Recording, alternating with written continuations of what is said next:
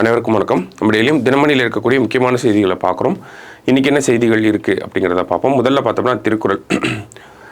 So திருக்குறளில் என்ன சொல்லியிருக்காங்க அப்படின்னா, தூங்குக தூங்கி செயற்பால தூங்கற்க தூங்காது செய்யும் வினை அப்படின்னு சொல்லி கொடுத்துருக்காங்க.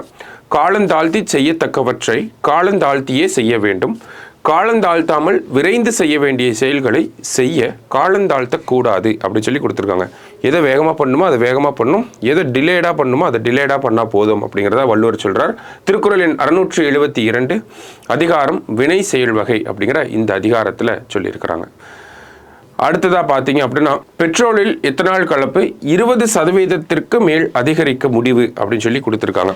ஸோ இந்த எத்தனால் பிளெண்டிங் இன் பெட்ரோல் அப்படிங்கிற ப்ரோக்ராம் 2018 நேஷ்னல் பயோஃபியூவல் பாலிசி அப்படின்னு சொல்லி ஒன்று வந்திருக்கும். சரிங்களா? அதுக்கு கீழே பார்த்தோம்னா 20% ஆஃப் எத்தனால பெட்ரோலோட மிக்ஸ் பண்ணணும் அப்படிங்கிறது தான் டார்கெட். இந்த பிளெண்டிங் அப்படின்னா மிக்சிங் அப்படின்னு அர்த்தம். இது இனிஷியல் டார்கெட் எப்போ இருந்துச்சுன்னா 2030 இதை அச்சீவ் பண்ணணும் அப்படிங்கிறது இனிஷியல் டார்கெட்டாக இருந்துச்சு. இப்போ அதை ரிவைஸ் பண்ணிட்டு என்ன பண்ணியிருக்காங்கன்னா 2025 நம்ம எத்தனால 20% பெட்ரோலோட பிளெண்ட் பண்ணணும் அப்படிங்கிற டார்கெட் வச்சுருந்தாங்க. சரியா? ஆனால் ஆக்சுவலி பார்த்தோம்னா ஏறக்குறைய நம்ம 20% ஆஃப் பிளெண்டிங் அப்படிங்கிறத கம்ப்ளீட் பண்ணிட்டோம்.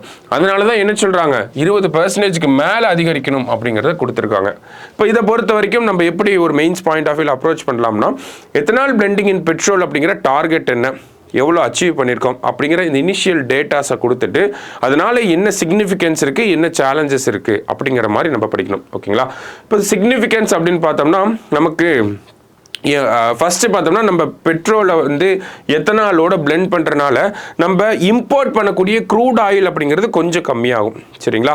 இந்த க்ரூட் ஆயில் இம்போர்ட் பண்ணுறது கம்மியாகிறனால, கச்சா எண்ணெயோட இறக்குமதி கம்மியாகிறனால என்ன ஆகுது, அதற்கு உண்டான செலவுகளுமே கம்மியாக ஆரம்பிக்குது. அப்போ அந்நிய செலவாணி கையிருப்பு அப்படிங்கிறது இந்தியா கிட்ட கொஞ்சம் அதிகரிக்க ஆரம்பிக்கும். சரிங்களா?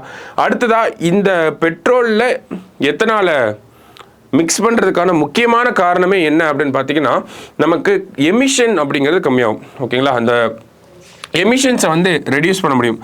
நித்தி ஆயோகோட ரிப்போர்ட் படி பார்க்குறப்ப, ஓகேங்களா, நித்தி ஆயோகோட ரிப்போர்ட் படி பார்க்குறப்ப அவங்க என்ன சொல்கிறாங்கன்னா, எத்தனாலையும் பெட்ரோலையும் நம்ம மிக்ஸ் பண்ணிட்டோம் அப்படின்னா கிட்டத்தட்ட 4 வீலர்ஸ்லாம் இருக்கு இல்லையா, 4 வீலர்ஸில் இருந்து வெளியேறக்கூடிய கார்பன் மோனாக்சைடு எமிஷன்லேருந்து 30% நம்மளால கம்மி பண்ண முடியும் அப்படின்னு சொல்கிறாங்க. இதுவே 2 வீலராக இருந்துச்சு அப்படின்னா 2 வீலர்லேருந்து வெளியேறக்கூடிய இந்த கார்பன் மோனாக்சைடு எமிஷன் அப்படிங்கிறத நம்ம கிட்டத்தட்ட 50% கம்மி பண்ண முடியும் அப்படின்னு சொல்கிறாங்க. அது மட்டும் இல்லாமல் நமக்கு இம்போர்ட் அந்த இறக்குமதி செலவுகள் கம்மியாகுது, க்ரூட் ஆயிலோட இறக்குமதி கம்மியாகுது, எமிஷன்ஸ் கம்மியாகுது. இது மட்டும் இல்லாமல் பார்த்தோம்னா அந்த ஃபியூவலோட எஃபிஷியன்சி அப்படிங்கிறதுமே அதிகரிக்க தான் செய்யுது. சரிங்களா? அப்போ இவ்வளவு அட்வான்டேஜஸ் அப்படிங்கிறது இருக்குது. அதனால தான் அரசாங்கம் இதை பண்ணுறாங்க. இதே நெகட்டிவ்ஸ் அப்படின்னு பார்த்தோம்னா, ஃபர்ஸ்ட் ஹை காஸ்ட் அப்படிங்கிறது ஒரு முக்கியமான நெகட்டிவ்ஸ். ஓகேங்களா? அடுத்ததாக பார்த்தீங்க அப்படின்னா, நமக்கு இந்த எத்தனால் ப்ரொடக்ஷன்னால என்ன ஆகுது அப்படின்னா, கேன்சர் காசிங் சப்ஸ்டன்சஸ் அப்படிங்கிறத அந்த எத்தனால் ப்ரொடியூசிங் பிளான்ட்ஸ்லாம் வெளியேற்றுறாங்க. எக்ஸாம்பிளுக்கு ஃபார்மால்டிகைட், அக்ரோலின், இந்த மாதிரியான சப்ஸ்டன்சஸை வெளியேற்றுறாங்க. இது ஒரு நெகட்டிவ்ஸாக இருக்குது. அடுத்ததாக முக்கியமான நெகட்டிவ் என்ன அப்படின்னு பார்த்தோம்னா, வாட்டர் இன்டென்சிவாக இருக்குது. ஓகேங்களா? எத்தனால் ப்ரொடக்ஷன் அப்படிங்கிறது 1 லிட்டர் ஆஃப் எத்தனால் நம்ம ப்ரொடியூஸ் பண்ணணும்னாலே கிட்டத்தட்ட 10 லிட்டர் ஆஃப் தண்ணி அப்படிங்கிறது தேவைப்படுது. இதனால அதிகமாக எக்ஸசிவாக கிரவுண்ட் வாட்டர் யூஸ் பண்ண ஆரம்பிக்கிறாங்க. யூஸ் பண்ணிட்டு வெளியேறக்கூடிய கழிவுகளில் பார்த்தோம்னா இந்த கேன்சர் காசிங் சப்ஸ்டன்சஸ்லாம் இருக்கு. இது என்விரான்மெண்ட்டை பாதிக்குது அப்படின்னு சொல்றாங்க.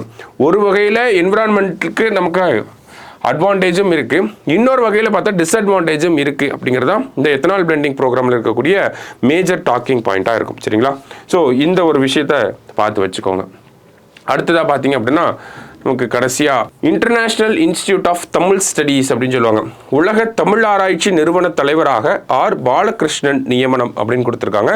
இந்த உலக தமிழ் ஆராய்ச்சி நிறுவனம் எப்போ தொடங்கப்பட்டிருக்கும் அப்படின்னா 1970ஆம் ஆண்டு தொடங்கப்பட்டிருக்கும். அதனுடைய தலைவராக தற்போதைக்கு ஆர் பாலகிருஷ்ணன் அவர்களை நியமனம் செஞ்சுருக்காங்க. சரிங்களா?